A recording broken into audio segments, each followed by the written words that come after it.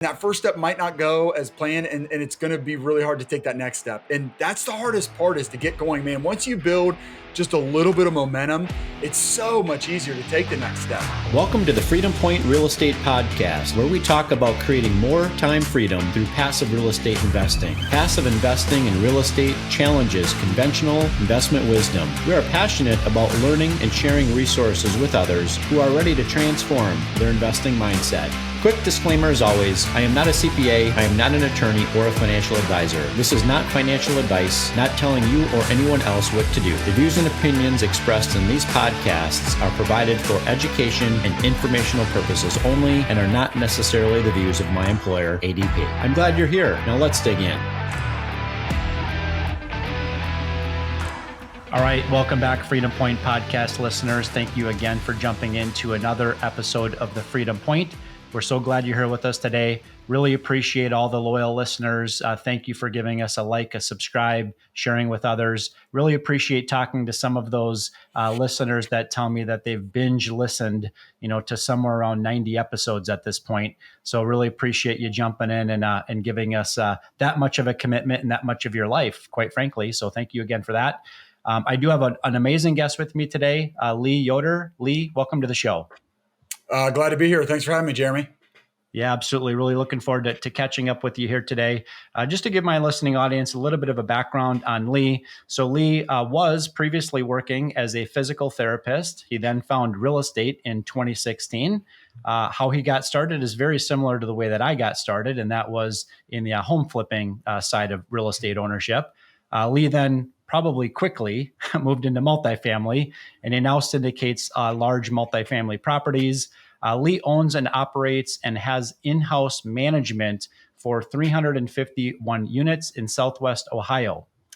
Lee, you've got some experience in the space. Really appreciate, kind of that background. Would love to know a little bit more about kind of that journey, from kind of the active, job, right, as a physical therapist, and then that transition into real estate and what that looked like. Yeah. Went to school for a really long time. They make us go to school for 7 years now to get our doctorate in physical therapy. So got out 2012. My wife's a nurse. So we were both in healthcare. We started having kids pretty much, right after I got out of grad school. And so I was doing the outpatient thing and just didn't love the schedule. I liked the pace and the work and that, but didn't love the schedule. So just tried home health, physical therapy. That schedule is awesome. You just get patients to your phone, tons of flexibility. It's not a stressful job. I mean, there's like no stress in that job. At least for me, I didn't think so. But Jeremy, like the way God made me, that was like really boring to me. So while it was like great for the family, after a year, I thought I was like slowly dying doing a job like this. It just a personality thing. And so the company I was with, by God's design, it was a startup company that just kind of fell into having therapists on staff. So I was, one of the few therapists on staff, but they wanted me to come in as a clinical director. So I jumped at that opportunity as I was, bored, looking for more. Came in and pretty quickly I was doing no physical therapy. I was, building out this division within a startup company. I was managing all the therapists in the field, and I was loving it. I mean, just my first taste of, doing this kind of work that I just really enjoyed. It just felt very entrepreneurial, just like I was building something. And so I loved it. Now, fast forward a couple years into this company, 2.5 years, this was like, now kind of be on the opposite side of the spectrum of compared to home health physical therapy, where I didn't love the work, but man, it was great for the family. Now I love the work. It really wasn't great for the family. Now we have 2 young kids. This was pre-COVID. So it was like, just that kind of job where it's like, you need to be in the office as much as possible. Like that's how you show that you care, that you want to move up. And I did, I loved it. I mean, I wanted to be there while I was at work. Everything was great. Come home, late, come home on a Saturday or something. And like, it wasn't so great. So, my wife and I, after some arguments, came together, started praying about it. And it was like, well, what am I going to do? Because Jeremy, for me, it was like going back just to doing a home health physical therapy, honestly felt like unacceptable. I mean, I felt like I found what I was made to do, what I enjoy doing. And so I wanted to do more of that. But yet my family is most important to me. My faith is most important to me. And I really wanted to live that way. And, times I felt like I couldn't do that at this job. So I really was at a crossroads, like, what am I going to do? And so just started networking. I would encourage people to do that. If you're in a similar situation, just go talk with people. What are other people doing? I mean, this world's so big. How the heck do you know what's out there? I mean, I just think back to college. How the heck would you know what you wanted to do? I didn't. I just did physical therapy. It seemed okay. And then it was like, okay, it's good, but I don't know. It doesn't really fit what I want to do. And then, randomly I find, climbing the corporate ladder and building divisions. Like, that's what I want to do. So started networking with people, met some people that were in real estate. A buddy of mine from church was in it full time. My dad is in construction. So I grew up around real estate in that sense, around construction. So the more I learned about it, Jeremy, I was like, I think this is it for me. So it's like, how do you get into it? So my buddy from church that was doing it full time, he's like, hey, the way I got into it, Lee, is like, while I was doing my full-time job, I was able to do real estate on the side. Is there any way you could do that? Well, the job I was currently at, kind of climbing that corporate ladder, building that division for that startup company, no way. I had no margin. I was already working too much. But I thought, man, if I go back to home health physical therapy, I remember that job. I had a lot of margin. I was bored. I'm driving around, got a lot of, barely working 40 hours. So that's what I did. And in 2016, left that corporate job, went back to home health physical therapy with the dream, a vision of starting real estate on the side. By 2017, that's when, like you said, Jeremy, that's how I got started flipping a house in 2017. And then I did kind of, take quick jumps, helpful listening to podcasts just like the one you do, Jeremy, where like I'm listening to guys and girls that are coming on, and the ones that I really identified with were the ones that did scale into multifamily. And a lot of them were like, hey, do it quicker. Like you don't have to wait. So after just one single family flip, I did a duplex. After the duplex, I did a 16 unit, did a couple other small multifamilies, and then quickly I was syndicating apartments. So that's kind of the story of how I got into it, and quick version of how I scaled it. Yeah, absolutely. And Lee, it's so remarkable as you were kind of explaining your background there. Really at the root of it is most people that I talk to, whether they're investors or small business owners or even entrepreneurs or guys that are crushing the corporate job and maxing out their W-2 every year, they all kind of have this desire inside, to really kind of live life by their design, right? Yeah. They want to design their own life. They want to fulfill, their own God-given talents. They want to fulfill their own dreams versus the dreams of somebody else, quite frankly. So you're really not alone in that regard. But my question really for you is this, and that is because, this world is filled with people that desire something more. Okay. They desire something different. And I see this with a lot of people that are entering into franchise ownership, right? Small business ownership, or people that are trying to chase after passive income because they want to replace, active income, which is a whole nother discussion. But, for you specifically, what did it really require of you to take that first step, right? Into the direction that you wanted to go? What, did you have mentors? Was it a mental mindset, shift that you had to make? What did that look like? I think one part of it, Jeremy, is, a lot of people, they might not be happy with where they're at, but they're happy enough. They're satisfied enough. So they just stick with it. You got to get to a point where you decide this is unacceptable. And, my wife and I got to that point, and I got, I kind of got to that point with the home health physical therapy. And then we kind of got to that point with the, climbing the corporate ladder. And so I think, you need to kind of get to that point and decide, this isn't acceptable anymore. And I need to make a change. And then, networking is huge. You don't know what you don't know. So what's out there? What's possible? What have other people done? If somebody else has done it, you can do it, so just the more you hear that, it gives you confidence to go for it. And so, my one friend that I sat down with, it was like, he laid out a path that was like, well, that's not remarkable. Okay. I could do that. I can take the first step. And then that's the really hard part, Jeremy. Once I guess you need to get a vision. Definitely need to get your wife on board, because you're going to need a lot, to take that first step. And then that first step might not go as planned, and it's going to be really hard to take that next step. And that's the hardest part, is to get going, man. Once you build just a little bit of momentum, it's so much easier to take the next step. But man, getting going and starting that momentum. So, man, as you were talking, Jeremy, and just, how so many people go through life and like, they might not be happy and, not satisfied, and they want something different, but they just don't do anything. I think one powerful thing you can do, and other people, recommend this to my wife and I, but to just at the beginning of each year, maybe it's the end of each year, take a time, even if it's just a long date night that you get with your wife, and talk about that. Like, really sit down and write some things down. What do you want? And then, like, okay, what are some things we're going to do this next year to get there? I mean, if you can really just highlight a couple things, you can make tremendous progress. But if you don't take the time to do that, I don't think it's going to happen for you. It doesn't happen, by chance. You got to be intentional. So, man, any way you can get intentional with your wife and start taking steps, that's going to be huge. It's going to change your life. Yeah, absolutely. Definitely important to be on the same page as your Mm-hmm. spouse. So that's Mm-hmm. one of the reasons why I make sure that my wife and I date at least once a week. We prefer to date more often than that, but youth sports and activities certainly get That's in the right. way. So not Yep. always possible. But yeah, I mean, you brought up a great point, Lee, and that's, really some of the challenges that maybe people have and why they don't take that step or scratch that entrepreneurial itch, right? Start that side hustle, make that, passive investment, whatever it is, right? Really at the genesis of that, it's because they have some fear, right? Mm-hmm. They have some limiting beliefs. They might Mm-hmm. not, believe entirely in themselves. And really, one easy way that I've found to kind of overcome, some of those fears and those limiting beliefs is exactly what you said, and that was having a network, right? Yeah, Having a for network of sure. other people that have gone through, that have gone down that path before. They've faced some of the same trials, tribulations, struggles, right? Heartaches, tears, et cetera, right?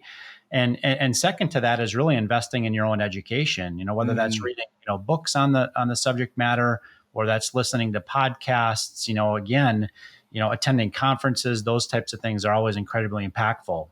Absolutely. Yeah. Yeah. I second all of that. It just makes you start to think like this really is possible. I really could do this. And that's powerful.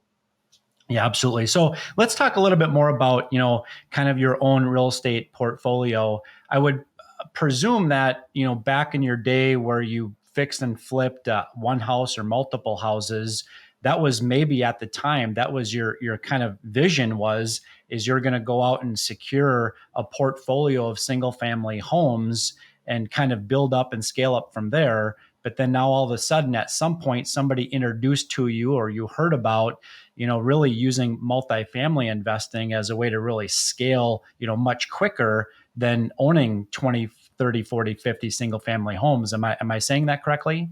Yeah, pretty much. I would say even before I'd done anything, Jeremy, I was pretty sure I wanted to own rentals, and I was pretty sure I wanted to do multifamily.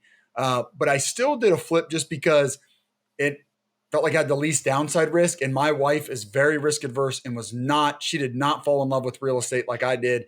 Maybe she has today, although, depends what day it is and how things are going, what I'm doing to us and our savings account and all that. But, so it was really about just like, hey, how can we start small? How can I just start small for my wife and for me too, and just learn. And it was like, all right, single family, small as it gets. Let's do a small flip. It was in our town, bought an online auction. So it was really about just taking the smallest step we felt like we could take, and that's how we got started. And then, but yeah, even before that, I really felt like multifamily was the way to go, and I knew a duplex, a triplex, a quad, you can get a residential loan on it. Just the financing, it's considered residential. So I was like, I always felt like that was probably the way to go. But I definitely, so it was we did the flip and then we did the duplex. And on the duplex, Jeremy, I really saw just what you were talking about, where it's like we bought well, we renovated. I mean, this was in 2018 that we bought this duplex.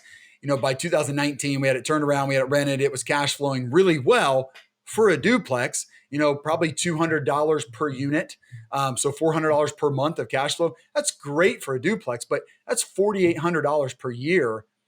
We go get 10 duplexes, 48 grand a year. Okay, I'm not quitting my physical labor job. We go get 20, 96. Okay, I can probably quit, but I didn't want to own 20 duplexes. How am I going to find 20 duplexes? How am I going to do 20 deals? So that was definitely for me. It was like, all right, if I want to get to that 90, let's just for that math, the 96,000 a year, I'd much rather own, a couple 100 unit properties or a handful of 40 unit properties than 20 duplexes. So I definitely experienced that exactly what you were talking about with that, the smaller stuff is just harder to scale and to get to bigger numbers. Yeah, it's interesting that your wife is maybe a little bit more risk adverse than you are. I would say the Mm-hmm. same thing about Mm-hmm. my own wife. I remember having a discussion with her, back in 2013, 2014, something to the effect of, Jeremy, you bought another one, right? Kind of like, are you sure? Are you sure you're a glutton for punishment here? Are you sure Yep. you want to buy another single family home and, rinse and repeat the fix and flip, strategy? So my next question for you is really, how has your relationship with your family, okay, how has that changed from transitioning from your role as a full-time, W-2 employee in physical therapy to now really as a family working together in real estate? Yeah, man, it's very different. My wife calls it an integrated lifestyle. We are, our family's very integrated. And they're, overall it's awesome. I love it. I wouldn't want to have it any other way. There are definitely some challenges. What I've been doing just kind of been new the past few months. I'm in my basement right now. And I used to work down here like all the time, and now I've just been getting out, going to a Panera, just because you and I were talking, Jeremy. We both homeschool our kids, and when they're here, it's just tough. My son's constantly wondering when I'm going to be able to go play ball, and I'm like, dude, I got to teach you about the 8-hour workday. I'm working all day today. So I've been kind of getting out. So it's tough, but because we homeschool, because, we have our own business, we're entrepreneurs, like we just have a ton of freedom. We can kind of take off when we want to, take a long weekend. And that's just really cool. And then also, my wife works with me, so we work together. That has its challenges, but it's really, really neat. We can take our kids to our property, put them to work. They're still young. As they get older, I really envision them working more and more with us and learning some things that other kids don't get to learn about business and entrepreneurship. So, yeah, there's some unique challenges, but man, there's some unique rewards too. It's really neat to have an integrated lifestyle, to be together. And it's just, I guess that's what it comes down to, Jeremy. Just we're together a lot. We spend a lot of time together, and I don't know, it's tough, but we enjoy each other, so it's really fun as well. Yeah, that's great. I would say you and I are, very similar in that regard. As in fact, during the course of this podcast recording, I heard my 17-year-old son firing up the lawnmower because he's got it loaded up on the trailer to bring it to a job. So he Nice. happens to That's own his awesome. own lawn and landscape company. So we're trying to raise up a That's class of awesome. entrepreneurs in our house. So appreciate Yep. that. Love that. Early on, when we first got started, Lee, you talked a little bit about how your faith played a significant role in your career Mhm. transition. So, can you elaborate on how your spiritual beliefs influenced your decision and how that helped you through the journey? Yeah, it's tough, Jeremy, because I'm just kind of wired to be pretty ambitious, and sometimes I get caught up in building a worldly kingdom, and you know God can use that for his good, but that's kind of my challenge, is that, it's like, how do I harness this drive that I have and these skills that I have, whatever they are, and how God made me for good, because it can kind of go either way. So, yeah, there's a drive in me to just more, like, what's the next thing? What are we taking on? Um, and I can forget about, just more important things in life, like people, my family, the people, and other people God puts in our lives. And so for my faith, it really just grounds me, and, causes me to take a step back and try to see the world as God does, and see people as God does, my wife and my kids. And then again, even just people that we cross in our path. And now, it's really cool. We've got 351 units. So we probably have, I don't know, 700, residents that we can, bless and take care of. And so my wife's really good about seeing them and remembering that, and trying to do things different and show them love in different ways. And so, yeah, all those things just kind of got us a little bit differently, that hopefully we're, again, it's especially me, my wife kind of does it naturally. I really have to, when I'm sitting down, getting into the word in the morning and praying in the morning, that's what I'm trying to do, is to kind of center myself. And before I just rush off and again, try to conquer the world and build this worldly kingdom, this big portfolio or whatever, I try to remind myself it's kind of all for fun, and it's not going to have an eternal meaning. Just the apartment buildings aren't, the money's not, certainly. So it's really helpful to ground myself and kind of come back to that. What's really important. People are important. Relationships are important. Things like that. So it's really helpful for me in that way. Yeah, no, I appreciate you sharing that. Definitely, my own life, if, you want to make an impact on others, you really have to daily remind yourself to be intentional about it too, right? Yeah, for sure. Sometimes Yep. very difficult to kind of get lost in the minutia of just busy life, right? Oh yeah. So yeah, appreciate that. And which is why it's a case in point, good to have, fellow people like yourself to, hold each other accountable in that regard too. Yeah. So Yes. That's very great. good. Well, yeah, let's talk about multifamily. A couple of questions, there really, why for people out there that are looking to deploy capital, okay, Hmm. they're looking to invest, right? There's all kinds of different places that they could deploy that capital. In your kind of expert opinion, why is multifamily really the place, that you would encourage investors to strongly consider investing? And then second to that, why multifamily right now, where we're at in the current economic cycle? Yeah, great question, especially the second one. I don't know if I can. It's a really hard time to find a good deal. So there's a lot of deals in multifamily that you should not do right now. At least that's what I'm seeing. We're saying no a ton. Um, Multifamily in general. I actually just did a presentation. We did an investor dinner. So this is fresh in my mind. And there's so many levels to it, Jeremy. Like just the fact that our government's taking on so much debt. They're going to continue devaluing our currency. We're going to continue to have inflation. And even when inflation doesn't show up in the CPI, it shows up in asset prices. It shows up in rent.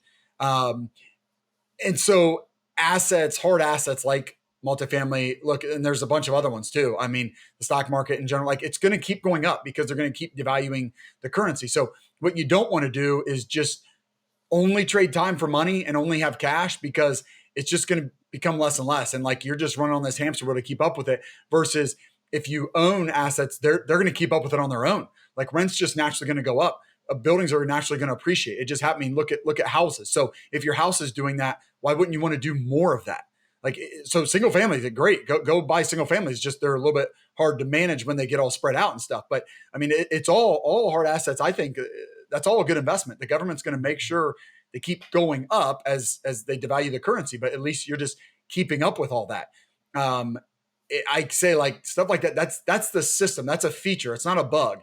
It's not a bug Yeah. of the system. It's not an accident that all this stuff's happening. It's how it's designed. I think our government and the Fed and the tax code are there to benefit the haves, not the have-nots. So you need to get on that side of things. That's, to me, that's what I learned with Robert Kiyosaki and his book, Rich Dad Poor Dad, and then the cash flow quadrant is like, this is how the game works. So you can be mad about it. I am to some degree, but you might as well get on the right side of it and learn to play the game. And so I think multifamily is just one great way to do that. I'll say about multifamily that, I do think I know it's overused, but like everybody needs a place to live. I mean, it's just very true. So technology is not going to get rid of it. So you don't have like some of the risks that are going to, I mean, COVID obviously, and like the work from home wave has just crushed office. Now, I mean, I guess you could come up with a scenario where like people, where suddenly people start living on Mars, so we don't need all our apartment buildings. Okay, but that's probably a few years away, and COVID's not going to, another COVID's not going to bring that. So just people need a place to live, and again, getting back to the government and the way, the system works, we have great financing with Fannie Mae and Freddie Mac that other asset classes don't have. There's tax benefits like, 1031 exchanges and bonus depreciation and long-term capital gains that some asset classes have, but a lot don't. And multifamily does. So there's just some unique things, but I think and I'll tell you another chart you want to look at, Jeremy, again, I put this together for my presentation. Like, just look at rent over, since the 1970s, since, we got fully off the gold standard and started, printing money at will. Rent just goes up. Now, from like '08 to 10, it was kind of flat, but it did not go down. You look at home prices tanked, the S&P 500 tanked. So there's very little volatility in rent.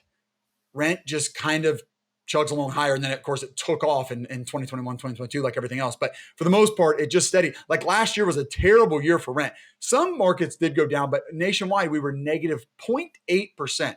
That's a really bad year. And we're 0.8% negative versus, look at a bad year in the stock market. So it's just going to keep going up because government's going to keep running higher and higher debts and printing more money and devaluing the currency. So multifamily is a way to stay up with that. But there's some unique things about multifamily, and there's very little. If you do it right, if you buy right, manage right, finance right, there's very little volatility in it as well.